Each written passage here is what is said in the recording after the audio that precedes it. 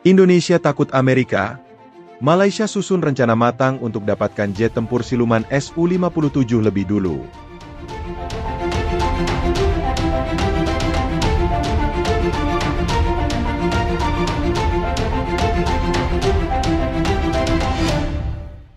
Audio Jungle. Audio Jungle.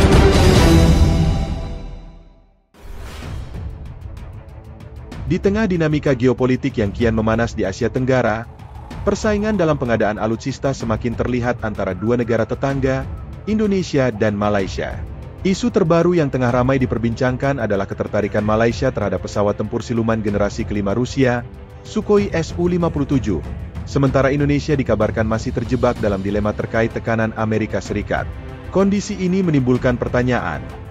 Apakah Malaysia akan berhasil menyalip Indonesia dalam mendapatkan pesawat tempur canggih ini?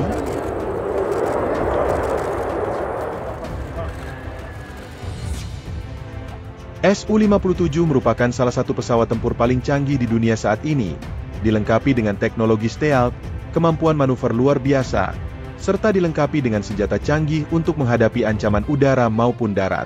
Dibandingkan dengan pesawat generasi keempat, Su-57 menawarkan keunggulan signifikan, mulai dari kemampuan deteksi radar yang rendah hingga daya tempur tinggi dalam skenario perang modern.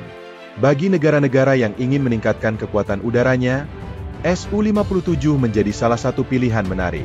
Namun, pembelian pesawat ini tidak hanya melibatkan pertimbangan teknis, tetapi juga faktor politik dan diplomasi, terutama dengan adanya sanksi Amerika Serikat yang dikenakan kepada negara-negara yang membeli alutsista Rusia.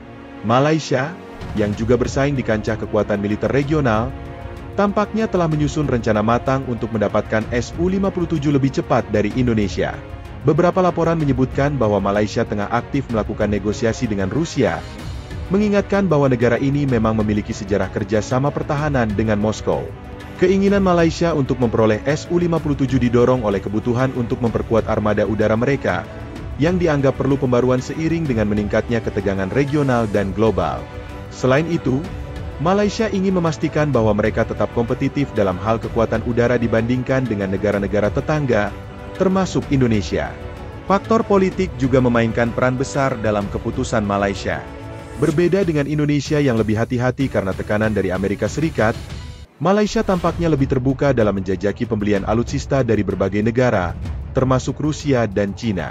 Dengan hubungan diplomatik yang relatif netral dan tidak terlalu tergantung pada Amerika Serikat, Malaysia memiliki kebebasan lebih dalam menentukan sumber alutsistanya.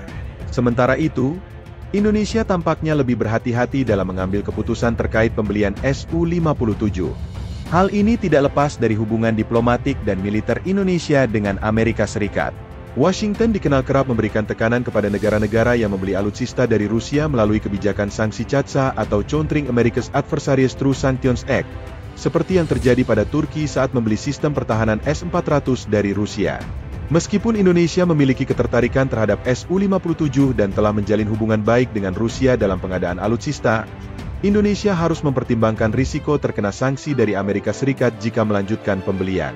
Hal ini membuat Indonesia berada dalam posisi dilematis.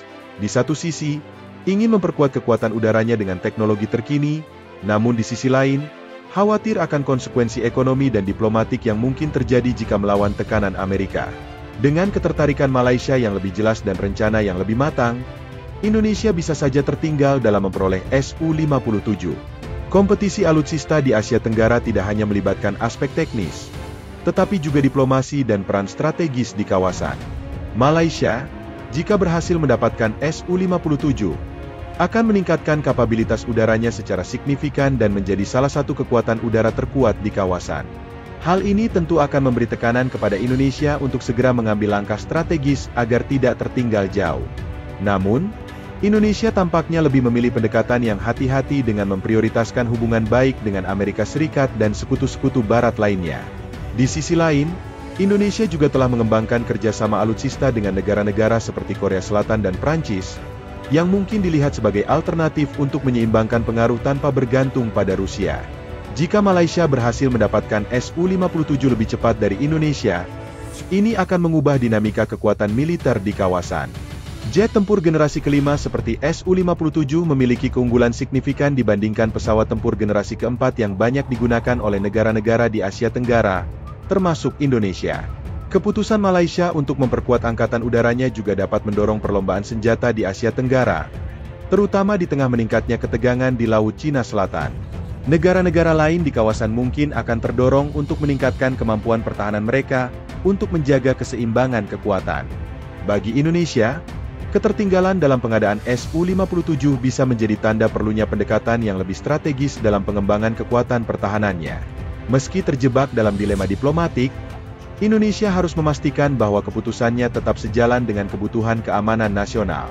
Persaingan antara Indonesia dan Malaysia dalam pengadaan jet tempur canggih Su-57 mencerminkan dinamika geopolitik yang kian kompleks di Asia Tenggara. Sementara Malaysia tampaknya lebih siap dan fleksibel dalam mengambil langkah untuk memperoleh Su-57, Indonesia masih harus berhadapan dengan tekanan dari Amerika Serikat. Jika Malaysia berhasil mendapatkan Su-57 terlebih dahulu, ini akan memberi dampak signifikan terhadap keseimbangan kekuatan di kawasan, mendorong negara-negara lain untuk lebih agresif dalam meningkatkan pertahanan mereka. Bagi Indonesia, ini adalah momen penting untuk menentukan arah kebijakan pertahanan yang tetap menjaga keamanan nasional tanpa mengorbankan hubungan strategis dengan kekuatan global seperti Amerika Serikat.